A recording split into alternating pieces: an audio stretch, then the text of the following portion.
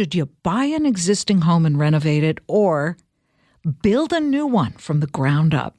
So my guests today have turned this predicament into major success. Twin brothers Chris and Calvin LaMont are two guys who started a janitorial business and then morphed it into a real estate concept that has landed them a coveted slot on HGTV. Their show, Buy It or Build It, is now a must-see TV show for the legions of Americans making the big decision.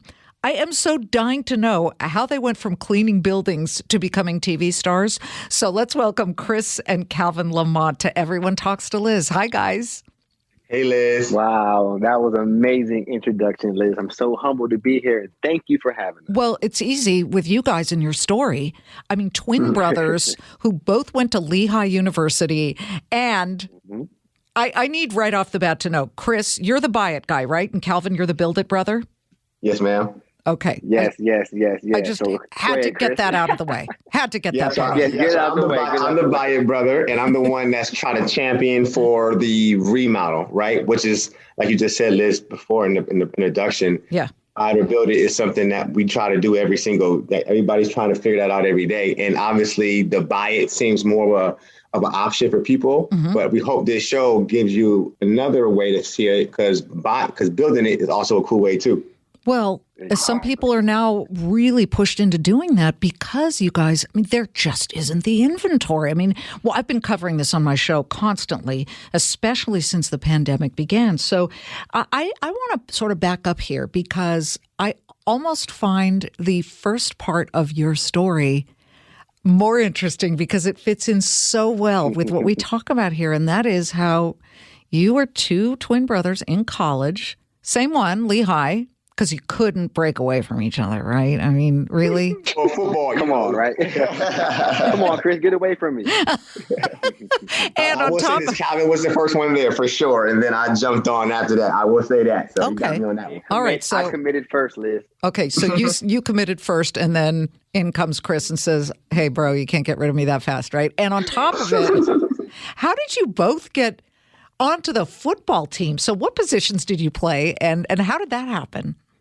Well, we're pretty good in football. We might look a little smaller now, Liz, but we were pretty good football players, especially, our high school team was pretty good, Piscataway High School in New Jersey.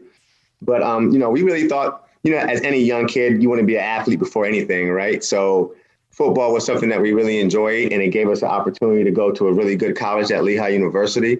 So we appreciated that. But in terms of football, we treat everything the same. It was full dedication to football along with education, and that allowed us to go to a Division I school that also had good education. So we were happy about that. Lehigh is a very, very tough school to get into now. I've got a senior in high school, and, this is a private school in New York City, and they're like, Lehigh. It has really, really risen to the. Why are you guys laughing?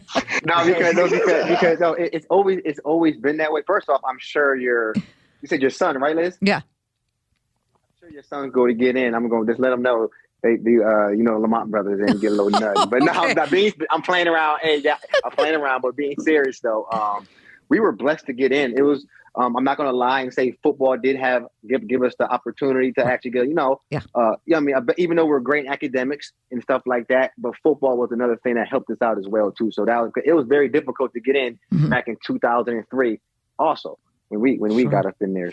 So you're both thinking, oh man, we are so going to the NFL and we are so getting our Lambos, et cetera. And then you realize, wait a minute. I'm not Marcus Allen. Okay, because that's my era. Dokie Williams, Marcus Allen. USC, I'm not Lawrence Taylor, right? I'm not Lawrence Taylor.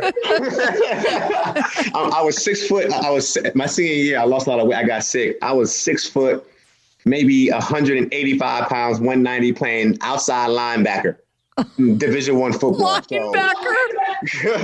I still got player of the year in my college, in my school, but once again, it's just you can't do it. But Calvin and I really.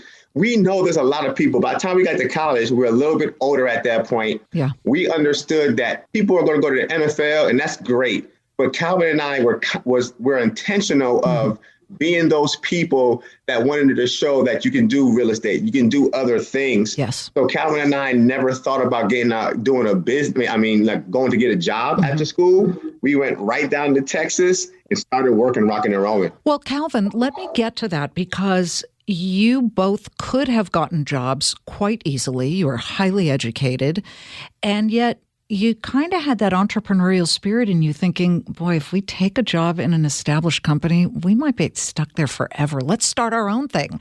So you take what? You only had about $4,000 between the two of you. You go to Dallas to start a janitor company. How did that happen?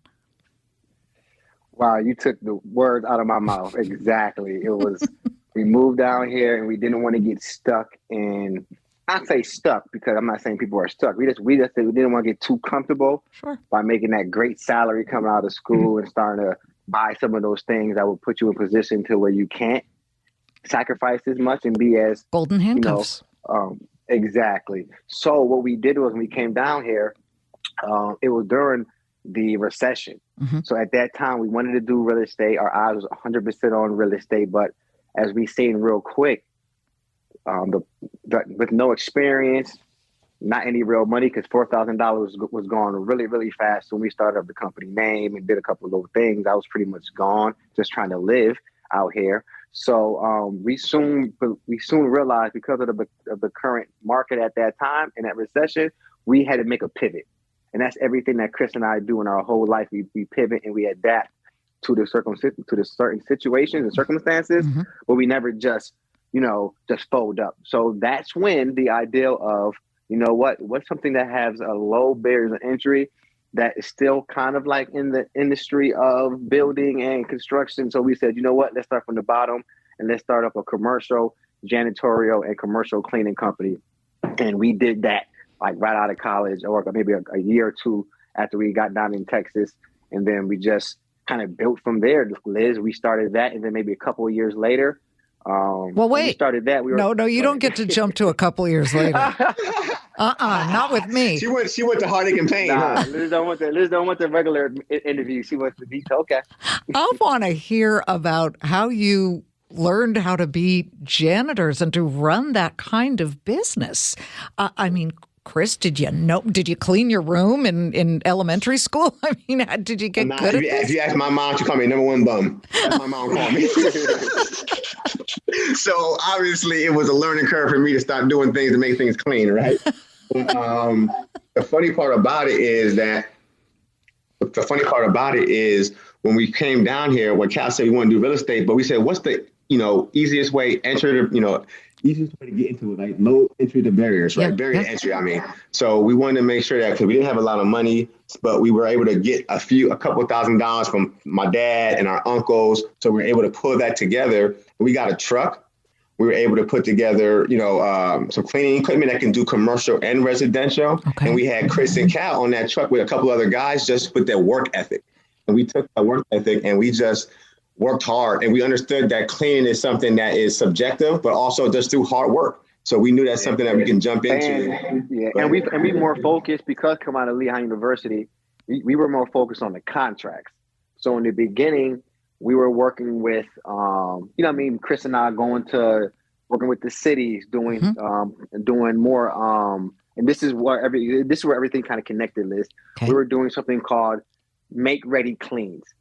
So Chris and I were definitely working with schools and banks and commercial buildings. Okay. And then also we realized real quick, Liz, that, those contracts take a long time to get paid and we need money now. That's when we pivoted to doing a residential carpet cleaning and cleaning too. Soon we learned that, okay, it's nice to do these big contracts, but we're not getting paid to 30, 45 days out. We have 20, 25 employees with all these, all the cost of payroll and stuff like that. That's when we pivoted and said, we're going to need more money on a day-to-day basis.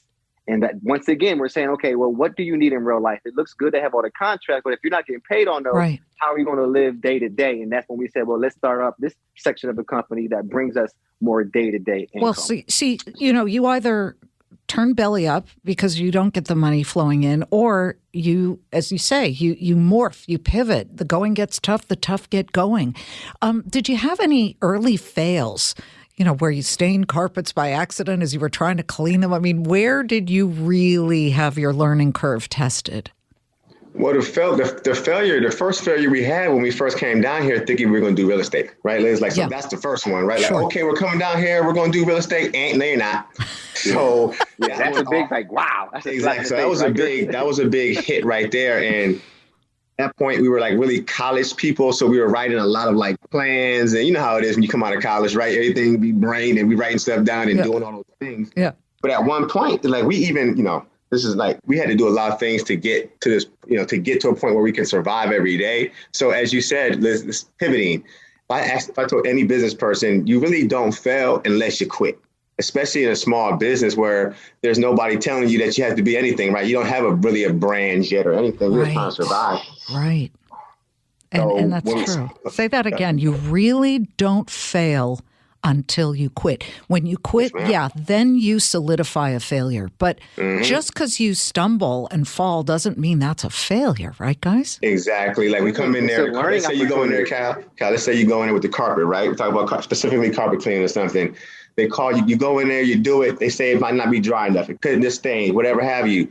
Customer service and everything you do will lead you to the next thing. We found out that by that customer service, we started having clients that would come back to us every 6 months, every 3 months to get that carpet clean, basically when they didn't even need it, right? Just helping us out and getting things done. So that was a good part. Because you were just so delightful. Yeah. And then right after that, we started saying, okay, well, we need to make more money, and we need to make more money faster in larger amounts of money, right? Yes. Because the janitorial industry at that time was going down when it comes to the payments and what they were getting paid, I guess, on a commercial level. Mm-hmm. So we said, you know what? All right, what can we do? And we looked at water damage and fire and storm